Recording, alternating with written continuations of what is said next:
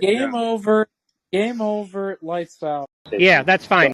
You've just been completely obliterated publicly. Shut up while I'm talking, right? Caught, you've been folded like a chair caught with your pants down. Will you fucking shut him up? So I wanna respond. Wait, Jack's here. Why don't you go debate him on that topic? I'll fade into the background.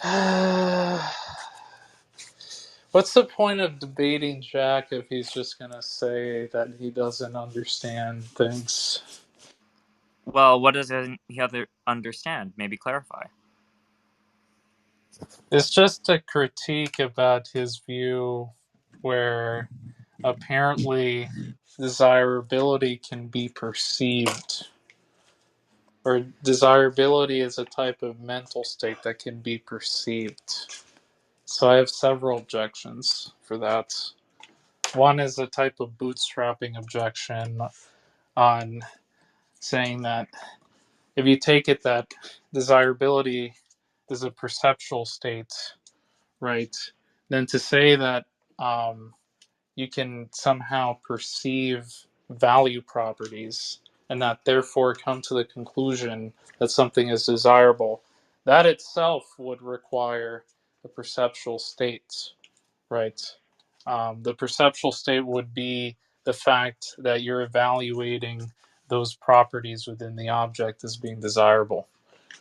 Another thing is his whole view that it's constitutive of agency, that value properties are observed from the first person perspective. I mean, I can conceive of a world where agents have all the same phenomenal states like in the actual world, but there's no value properties, right? So, I mean, I don't see why it would be impossible for you to have. It doesn't seem semantically necessary to have this concept of agency where you have subjects perceiving value properties. Like certainly, the scenario that I just explained appears to be semantically possible, where you have agents with phenomenal states, and the phenomenal states in that world are about the same as they are in this world, but there's no, let's say, external evaluative properties that they're in accord with or they perceive. Now, he is going to give the argument that that's somehow either logically impossible or semantically impossible or whatever other modal claim he might make. Then, I mean, I would be interested in hearing why it would be semantically impossible for those state of affairs to obtain. That's all I have to say.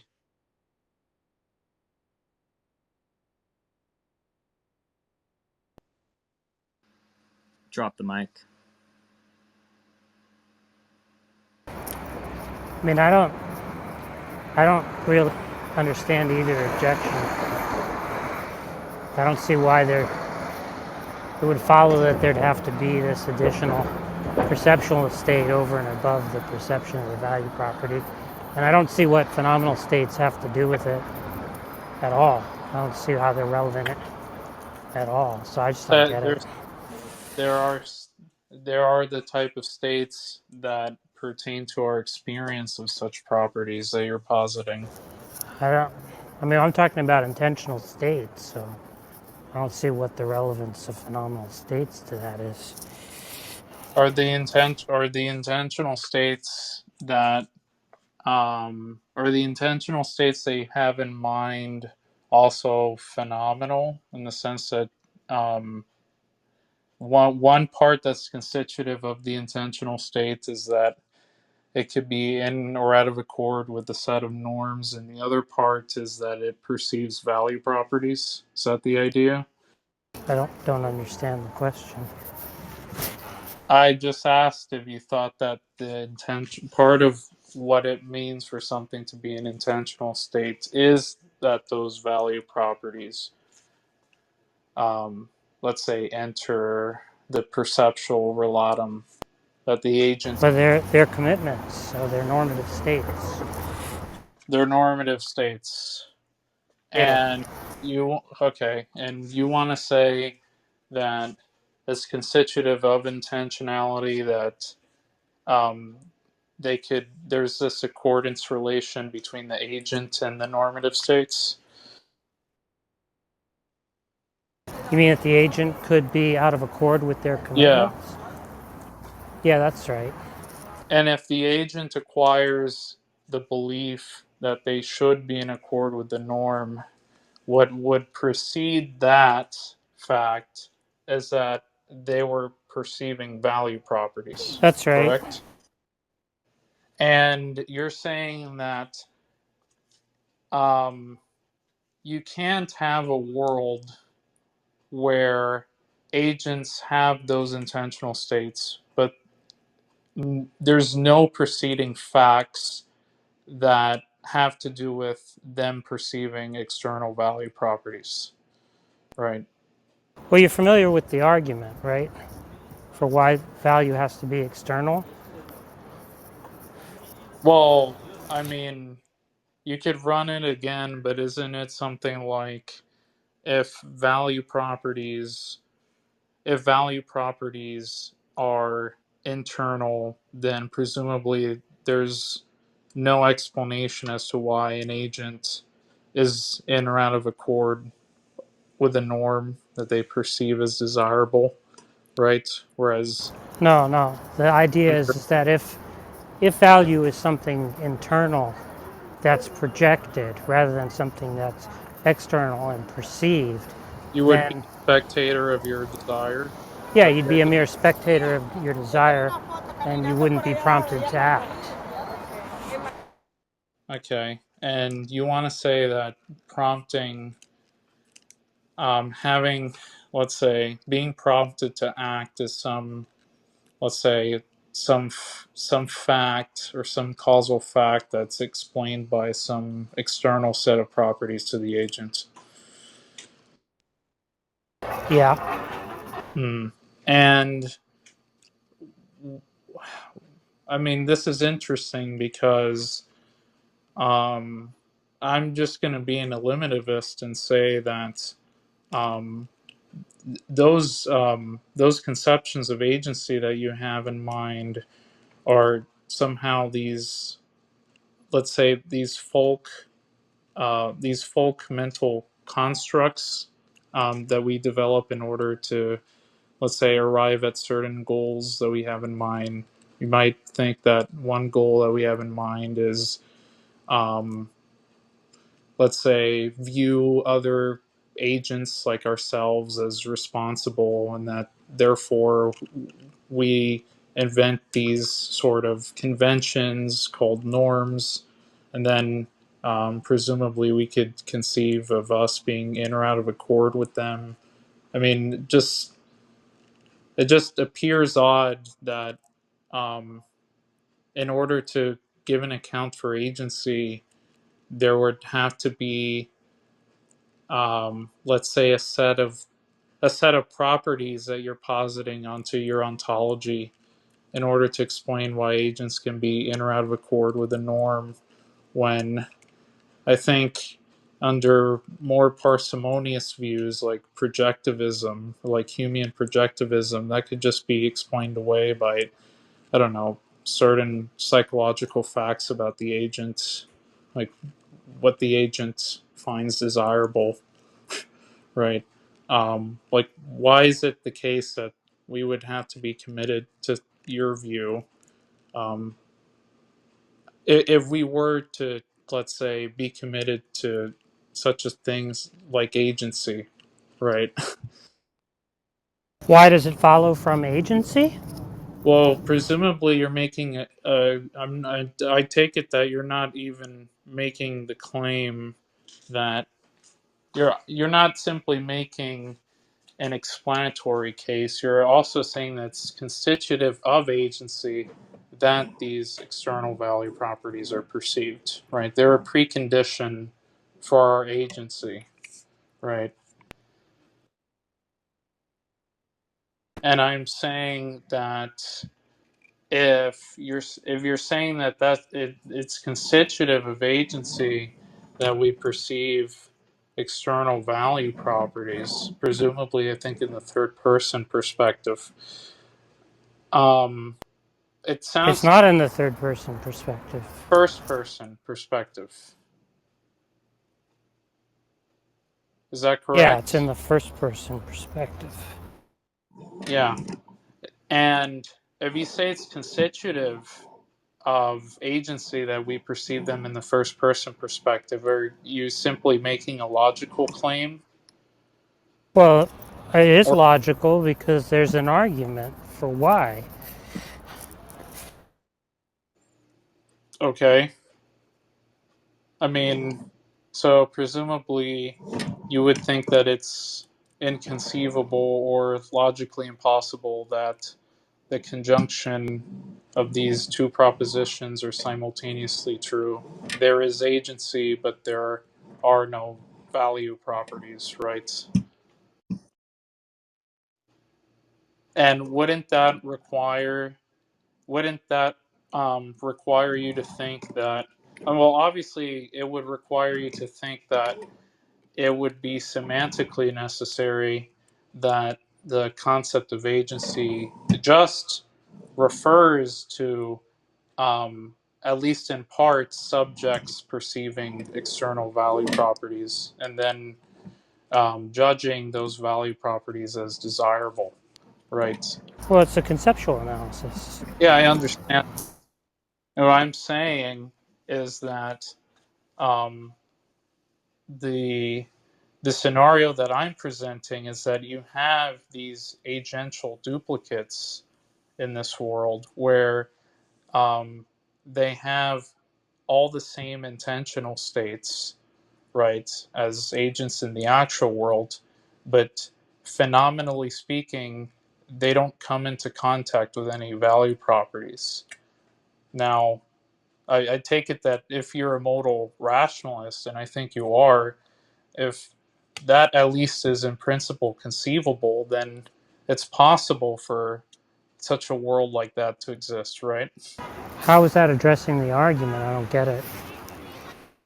Well, it I'm coming up with that argument to show why your view isn't necessary. It's not constitutive of But what's the agency that problem with the argument? the the problem with your With Akeel's argument for, argument. What's the problem with his argument? I don't get it. well, I mean, I take it that his argument relies on this at least assumption or notion, and you can correct me if I'm wrong, that um, there couldn't be some sort of perspectival monism in regards to agency, where it's required of agents that they have this dualism of perspectives, right? Well, you're just denying that there's a duality of between the first person and the third person point of view. Well, denying it in the sense that I just don't see any reason as to why. Well, here, let me explain it like this. I don't see any reason why I would have to posit value properties in my ontology in order to just explain the first person perspective. Well, what's the problem with the argument?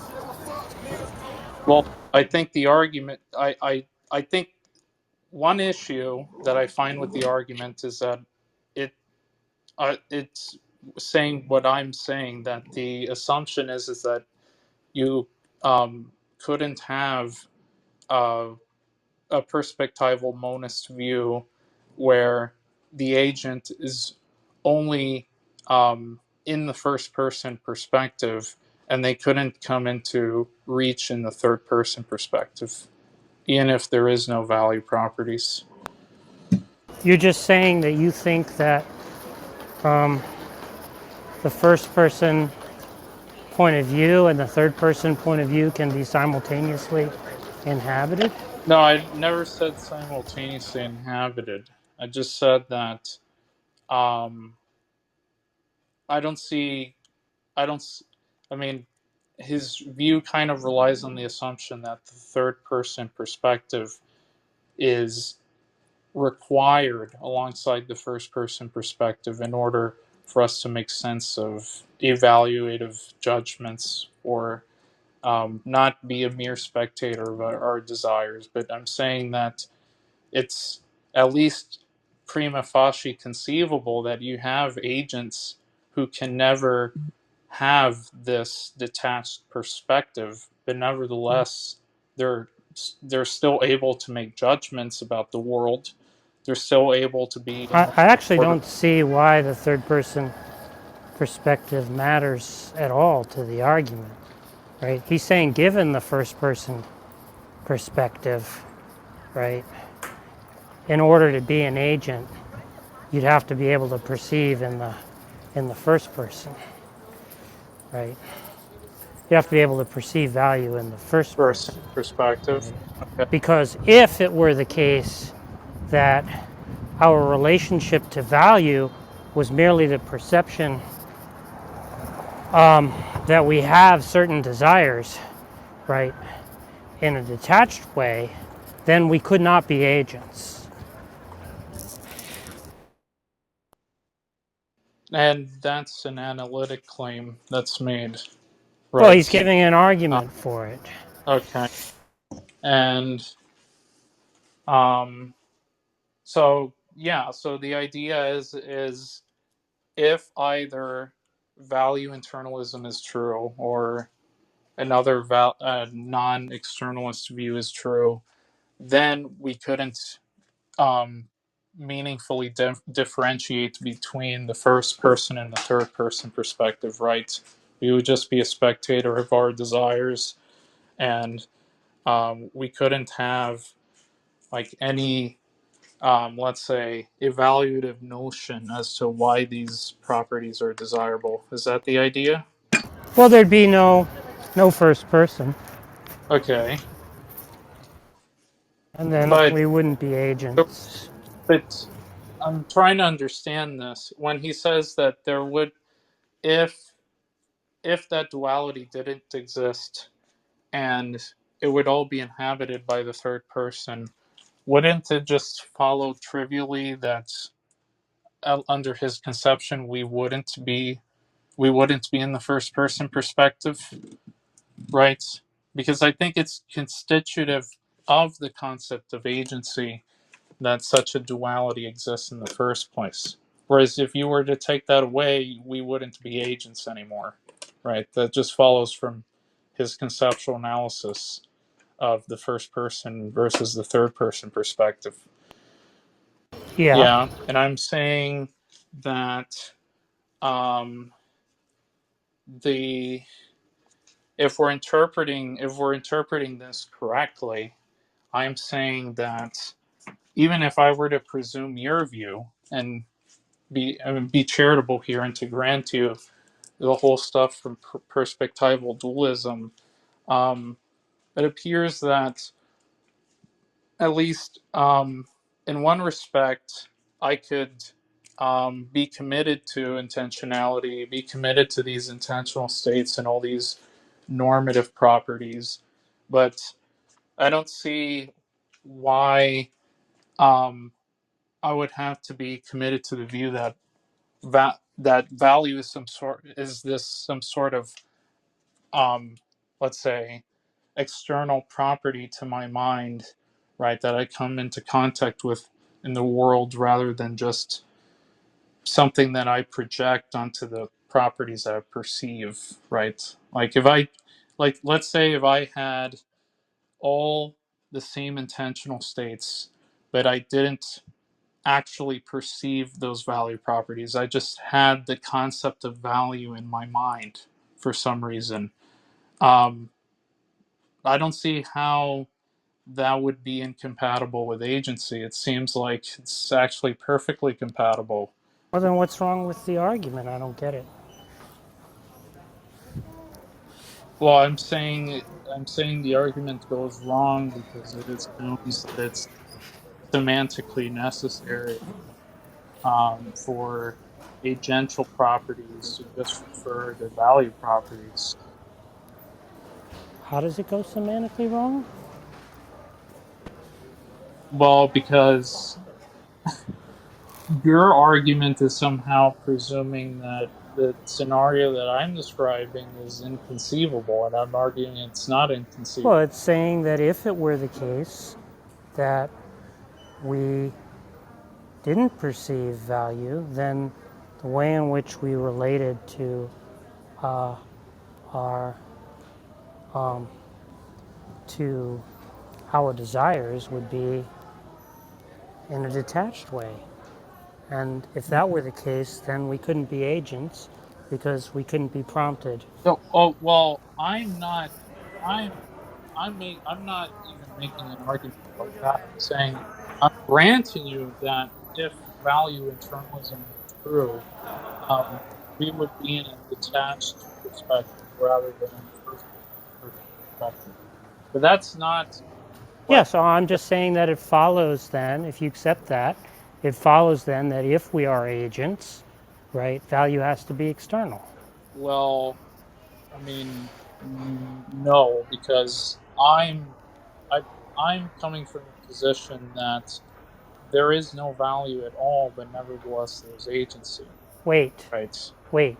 You're saying that it follows from the fact that if value internalism is true, we aren't agents, right? If value internalism is true, we couldn't be agents. Great. But I'm saying, So therefore, for agency to be possible, value internalism has to be false, right? yeah, Okay. but So what's the alternative to value internalism besides value externalism? well, value eliminativism, right? No, but value eliminativism isn't going to prompt agency either, right? Why not? Because the argument is, right, that to be prompted, there has to be the perception of desirabilities. Okay, and is the assumption that you're making is that if I'm prompted towards those desirabilities, they're at least going to be constitutive of some value property? Yeah, that's what it means for it to be a value property. Okay, so I'm then going to argue that the um that it's possible that the concept of desirability isn't a rigid designator for value. Rigid designator. You're What? saying you're saying that you're, Desirabilities are a normative property. So yeah, how would they not be value? yeah, but you're saying that the term desirability just refers to this concept of value in all possible I'm worlds. saying it's a normative concept. Okay. So obviously it's value.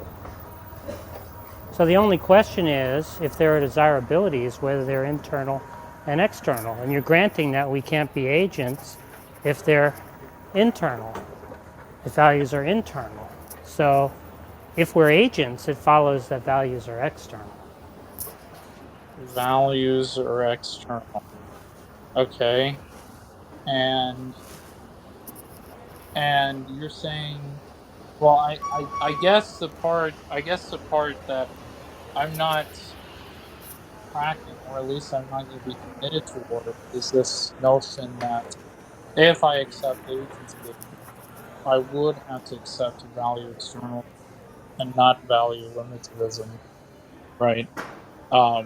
Because you're somehow you're somehow saying that it's a semantic fact that if we have this normative concept of desirability, it is just going to refer to a value property, right? And nevertheless, if someone were to say otherwise, that that normative concept doesn't refer to value properties, then Well, that's the argument is starting from the idea, semantically impossible. right? The argument is starting from the idea that there's value, right? Question is, right, is it the case that value is internal or is it external? Okay. Like projectivists, he's just going to understand projectivists as not understanding their own view as a kind of value anti-realism, right? They're going to be value realists. They just understand value as being something that's a mere projection of the mind, right? Mm-hmm. And he's just saying, well, if that were true, we couldn't be agents. And he gives an argument for why, right? So it's just going to follow that if we're agents, right, it has to be the case that value is not a mere projection of the mind.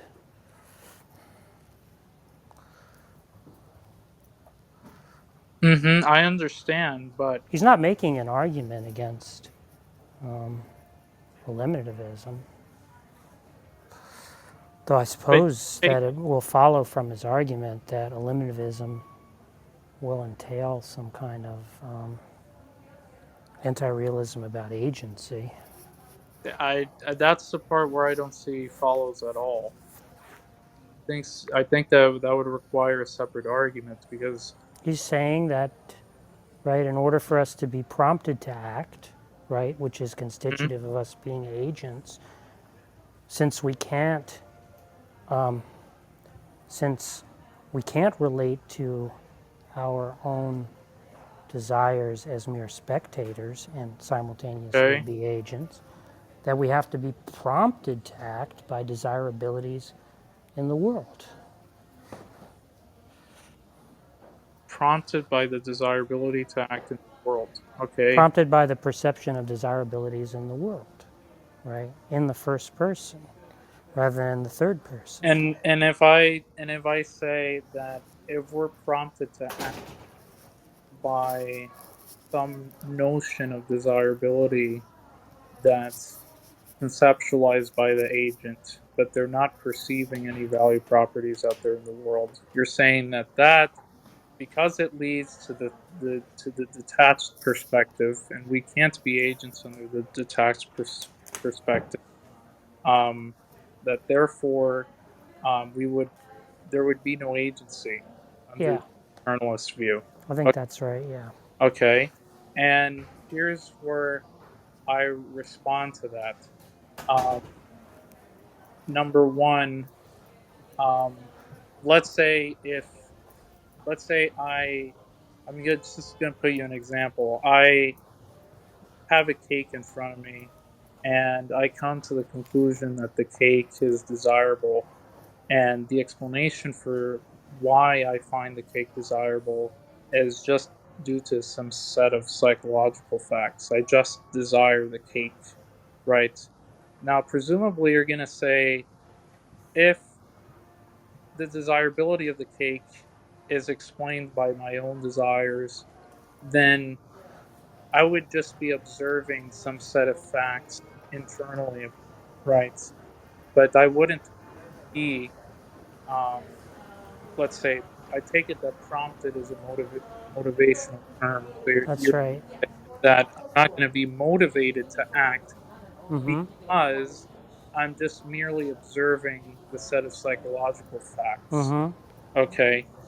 Now, let's say um, you take your view where value is external and I don't come into contact with those psychological facts. Can I still be able to interpret or make judgments about the desirability of the object I'm perceiving? Without perceiving their value? Well, no, I'm perceiving their value, but I'm not I'm not introspecting any of the psychological facts.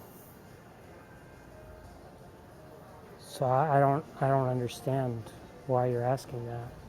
If you're granting that you can perceive the value, what's the issue? I'm just trying to figure out whether or not, in your view, it's like either a first or second order type of belief that the object is desirable. Like what the process is for acquiring the belief that it's You desirable. look out in the world, you perceive a desirability, and you acquire a belief that the object is desirable, which is to say that you acquire the desire for the object. Okay. And somehow the cake, you're saying that in the example of the cake, there's like this non, the cake possesses this non-natural property that I'm, let's say, knowing a posteriori and then coming into the judgment as to why that thing is desirable. Is known a priori? A posteriori, I have to Oh, observe it in yeah, order to you come to observe the it and conclusion. you acquire a new belief in it, But which is a new desire. okay, um, and so the set of so yeah, so you're saying that the set of objects out there in the world have these non-natural properties, and somehow somehow they take the form of being normative in nature, such that it compels the agent to find it desirable. And I guess the term for compelling here is that it's normatively compelling. That you act in accordance with those set of properties, I guess. Um, and that after that's done, I get to make judgments about those things. But the part Well, I that don't know what you mean by make a judgment. You acquire a belief. you acquire belief, but I think that that belief would have to be. It is that belief is making a judgment of Well, it's a judgment, right? your You, judgment on you, what you observe. but you're not making a judgment. You just, right, come to a judgment, which is that such and such is desirable. You come to see, but here's the so when you say that if I come to that judgment, there's nothing normative about that process, right? It's just dispositional that I come to that belief formation. I don't think it's an inference, if that's what you mean. It's okay, not fine. It, would you say it's an intuition then? No, Hmm. Okay, I'm trying to think about how the agent would reason about this. There, if it isn't inferential, that's where I think because I take it that's constitutive of the process of normative judgment that's derived from a set of inference, right? Just like any other type. you're breaking up for me. Oh, is this better? It's okay now.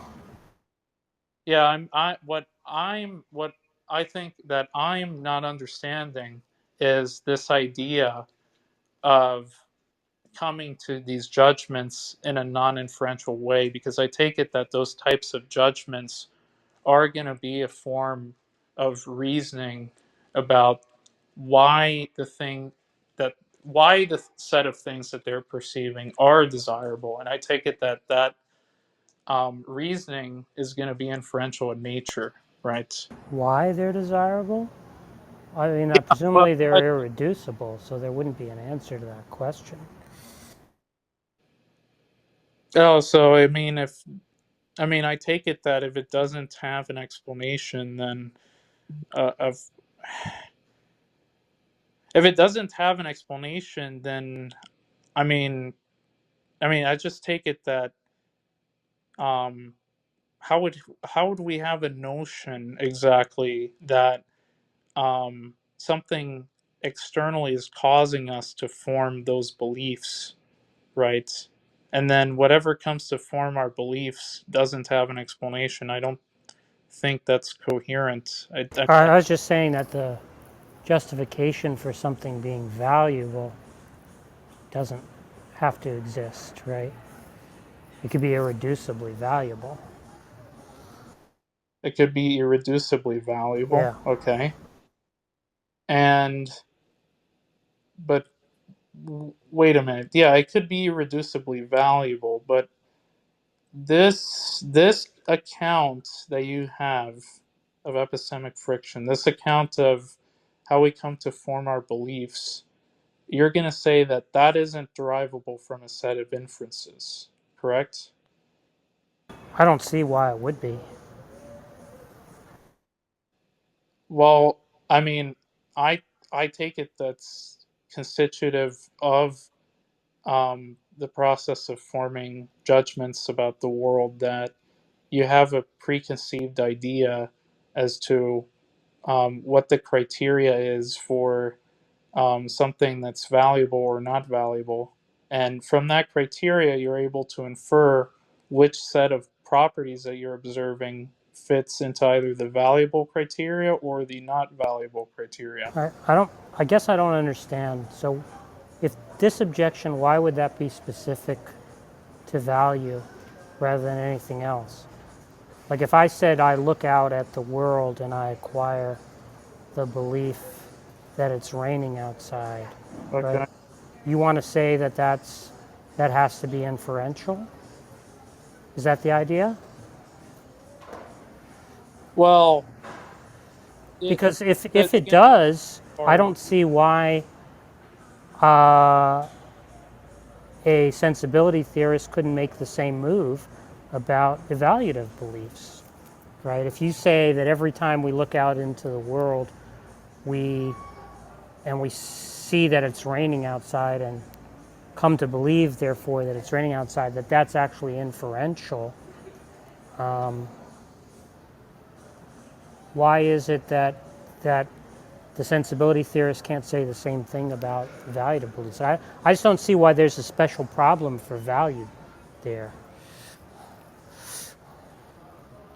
Because I don't see why I well, have to take I a see. stand on the question at all, right? Either you think all beliefs are inferentially acquired, in which case this is just going to be like other beliefs that are that somehow perception is inferential, right? So this is just going to be like other perceptual beliefs that are acquired, that there's an inferential component to their acquisition or something like that, right? Or they don't all require that. And so this wouldn't require that either. They're like, why Okay. is there some special problem for value? I don't get it. Well, the process of concept acquisition, right, as to what makes that belief true, I think would have to be inferential. That's what I'm trying to say. Is that true of the raining case? Well, in the raining case, it's possible that the agent doesn't have an inference as to why they believe it's raining outside, but I'm saying if they were to introspect as to whether or not that belief is true or not, the only way that they could be, um, let's say, justified in having that concept, or let's say that idea that it's raining outside, is if it's inferential. That's what I'm trying to say. I know that took a lot of words, but what I'm trying to say is that if they were to be both justified in their belief, why am I getting an Amber Alert? If they were to be both justified in their belief that it's raining outside, and justified in their belief that um, that their perceptual states are accurate, then that would require an inference, right? And the same goes with values, right? If there's no, let's say, explanation for why the agent thinks that it's true that X is desirable, then it's just going to be obviously brute. And I take it that if it's brute, it's just it's um it's not going to be rational. It's just there is no reason as to why the agent formed that belief in the first place. I'm telling you what I take it that what that's what my view of agency is. That's what I think is I just don't get it. So what's the disanalogy in the case of of the belief that it's raining outside? the part where you're saying that there's a disbelief that it's raining Yeah, you outside? look out your window, you see it's raining, you acquire the belief that it's raining. Let's say that, so you could choose either way. That's either inferential or it's not inferential, right? So you want to say that it can be a rational belief only one of those ways or something? It's a rational belief if and only if there's an So inference what would be provided the for that. inference? Well, a set of preconceived ideas as to um, what it means to experience rain and whether or not the state of affairs that they're perceiving is in accordance with that preconceived concept of what rain is like. That would be one idea.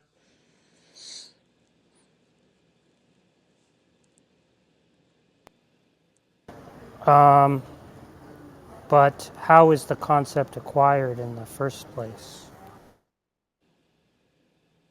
Well, I mean, the only thing that I could appeal back to is just that preconceived idea itself. It's a prior chain of inferences that the agent has Presumably made. we acquire concepts, right? Sorry, you Presumably broke up. we acquire concepts, right? Yeah, we acquire concepts. So like if I see an armadillo, I've never seen one before, right? I can acquire the concept of an armadillo, right? I'm saying that the set of present inferences that you make are necessitated by the prior inferences.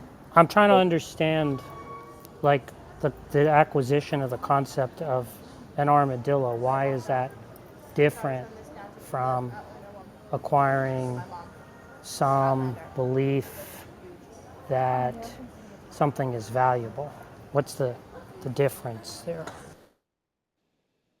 You're saying what's the difference between what led me to the belief in either of those cases and I why mean, it's you're rational? acquiring a new concept, right? So presumably that's going to be through perception, right? Yeah, I The would new concepts say have to come from somewhere, right? So unless you're some kind of nativist, right, about all concepts, it's going to be possible to look out in the world and acquire new concepts, right? And I'm just not understanding why there's some problem with respect to rationality that's going to apply to the armadillo. That's not going to apply to the armadillo. That's going to apply to, you know, looking at a cupcake and acquiring the belief that it's desirable. mm, you're saying how it has to be constitutive of rationality that there would have to be an inference as to why I think the cupcake is desirable, for I mean, example. because presumably if you think that value is not reducible, right, Hmm. it's going to bottom out somewhere unless you want to understand it in some kind of coherentist way. I understand it in the coherentist way. I understand the concept of forming new beliefs based up based upon like some prior set of experiences that you could contrast the new experience from. Right, but I don't think there's anything outside of that that I'm going to appeal to, at least under my view. Wait, but I don't understand. So you can acquire new values, right, even on a coherentist view, right? You can you can acquire new beliefs as to what's Yeah. valuable. Yeah, Yeah. So yeah. then why is Sure. that not? Why is that no somehow different from the idea that you can acquire new beliefs about the ordinary empirical world, right, through perception? Well, because I think the difference is because the set of properties that are observed um, throughout the majority of the empirical world isn't in isn't the type of, while I do agree with you, the analogous part is that we come to form new beliefs about these things. I think the disanalogous part is that the if I observe a chair in front of me, it's not like the chair is some object of prescriptivity, whereas it appears as if value properties are objects No, of I understand that. and That and distinction I'm is being saying, granted at the outset, right? I'm just trying to understand why anything turns on that.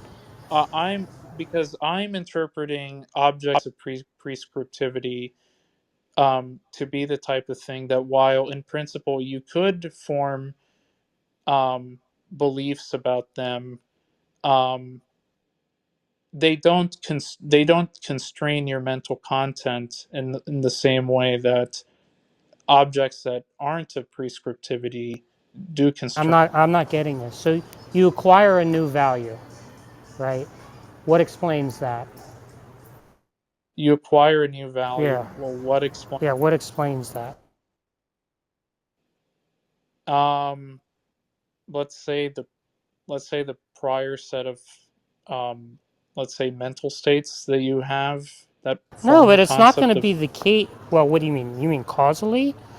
I mean, because it's not going to be the case, right? cause. That, I mean, that there's a cause.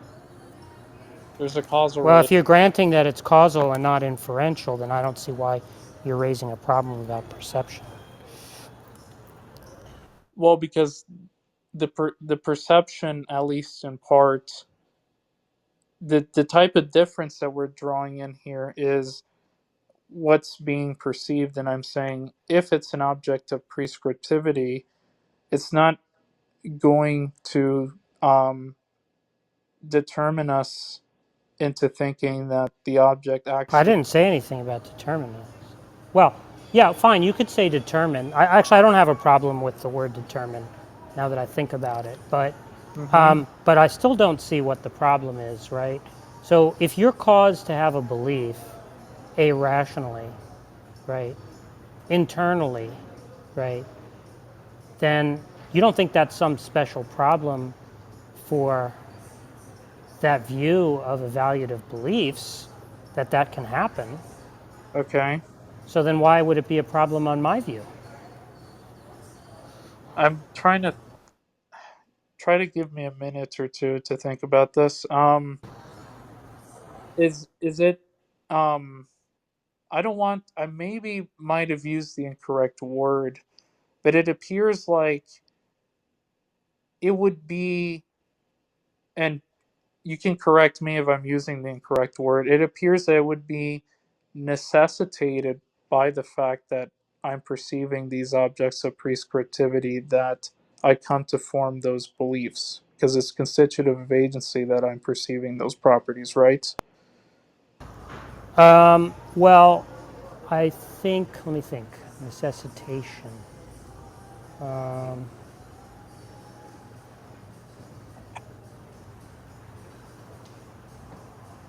I probably want to resist that language. Okay. Um, what I'm trying to get at is maybe the language you're going to resist that, but my idea is that if the object is prescriptive in nature, it's not.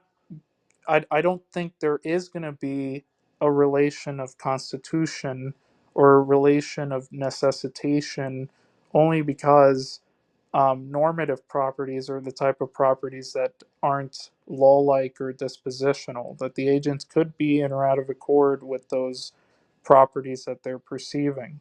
But the same isn't true about objects in nature that are, let's say, bound by dispositional states and not normative states. That's kind of the objection that I'm trying to raise. That the relation, well, it doesn't seem to me that the relation between, I mean, I'd be interested to know what Akeel says about this. So it would be a good question to ask him. But hard for me to see how, on his view, the relation between um,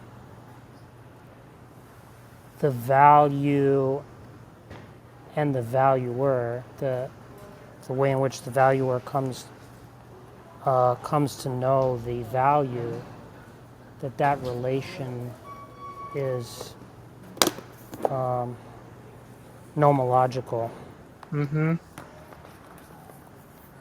Yeah, and what sense in what modal sense is that relation interpreted? Yeah, again, I don't think it's going to be analyzed modally. Okay. I mean, I'm gonna have to stop here because I'm gonna have to think about this further. Okay, But it was nice talking to you. no problem.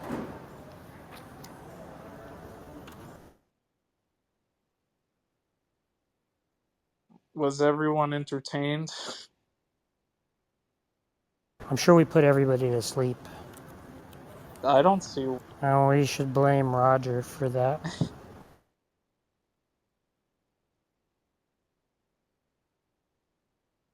I mean, probably the British guy recorded that. See, there's nobody even is here. They've all fallen asleep. Well, Roger, you got what you wanted. A battle of the Titans. You know. That was a moment.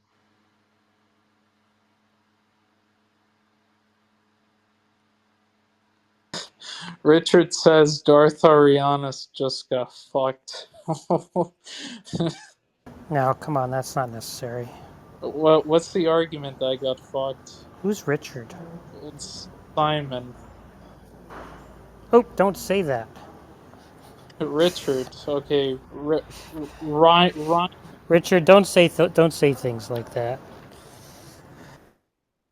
Well, I mean, I don't have a problem into people thinking that I just got obliterated Well, I don't want to publicly. foster Like, that even. Yeah, I mean, I wouldn't want to foster that. I just want to know why. I mean, yeah, people can have their own opinions, but Invite him up. No. Let's not have this conversation. Yep, fair. So I'm not interested in like having somebody try to prove that Darth Arianus. Yeah, we don't need a course in public discourse. Yeah. well, I thought I did pretty well. Yeah, I would say you did. I mean, I think you raised a very good point, So, I'd be interested to know what Akeel says. It's a natural question to ask, right? That if why wouldn't it follow from the fact that if you deny psychophysical and psychological laws that the relation between values in the world and agents is not a nomological relation? And then if it's not a nomological relation, is it cashed out in modal terms or not? And if it is cashed out in modal terms, what's the yeah, modality, that right? I think that's an excellent question, a very important question, in fact. You know, doesn't seem to me that it has to be a defeater for the view, because it seems to me that there's a way to analyze it non-modally. But I don't know if that's the route that Akeel would want to go, and he might have, he's likely to have a more informed view on this than I do, so he might have good reasons to think that we need to cash it out modally. And that's just going to raise a whole new set of questions. So somebody should ask him about that.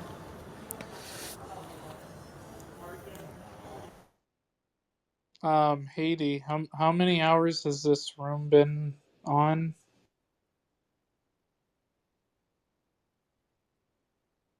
Hello? Sorry, at least 8.